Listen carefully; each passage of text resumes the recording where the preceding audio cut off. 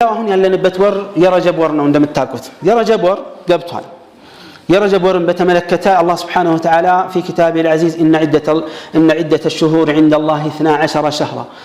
يوم خلق السماوات والأرض منها 4 حرم إلى يا أمت ورات قطرة الله زند أسرة ورنو سمايتنا مدرن كفترة ጊዜ ጀምሮ سليتو ይሄ ነው ከነዚህ መሃል አራቱ ወራቶች እጅግ የተከበሩ ከባድ ወራቶች ናቸው فلا تظلموا فيهن انفسكم ራሳችሁን በእነዚህ ወራት ውስጥ አትበድሉ በተለይ በአራቱ አመቱን ሙሉ ነፍስን መበደል አይቻልም በተለይ በእነዚህ አራቱ ወራቶች ግን ጠንከር ያለ ይሆናል ነብዩ አለይሂ ሰላቱ ወሰለም የሐጀተ الوداع ላይ ምን አሉ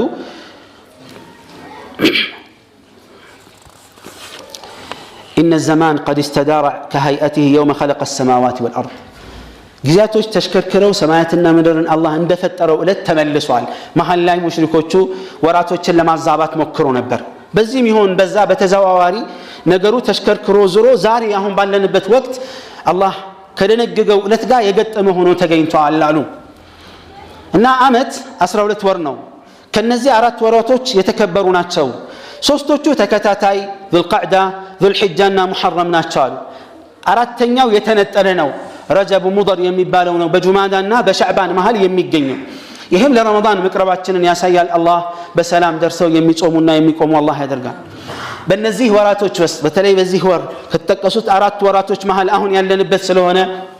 ራስን መበደል የለብንም አላህ ራሳችሁን በወንጀል እንዳትበድሉ ብሏል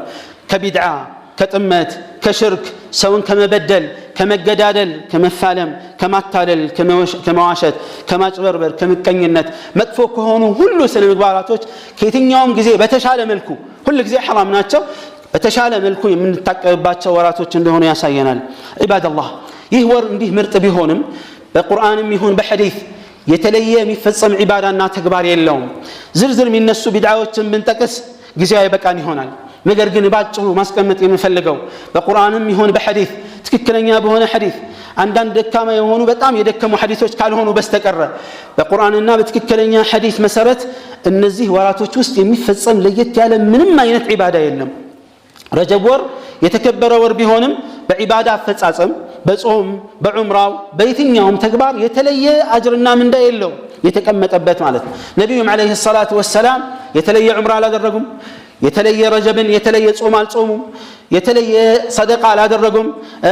ረጀብ 27 ተብሎ ለይለቱል ኢስራ ወልሚዕራጅ ይከበርም አላሉም በል አህለ العلم እንደሚሉት ሙሐዲሶች ባስቀመጡት መሰረት በእርግጥ ለይለቱል ኢስራ ወልሚዕራጅ ስንተኛው ቀን እንደሆነ በትክክለኛ የተረጋገጠ ነገር የለውም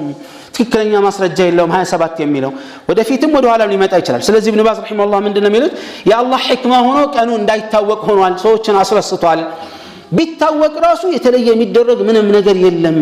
ቢድዓ ኢባደላህ ክፉ ነው ቢድዓ ማንነታችንን ያሳጣል ቢድዓ ልባችንን ያለያየን እኮ አንዱ ቢድዓ ነው ሽርክና ቢድዓ መቀጣጫ አለው في الدنيا قبل الاخره ልባችን መለያየት መቀያየም መከፋፈል መበታተን አይበቃንም የአላህን ትእዛዝ በመጣስ ወደ ኋላ መንሸራተት አይበቃንም ከሐራም ራሳችንን ብናቀብ ምንድነው የምናገኘው የሚደርስብን ጉዳት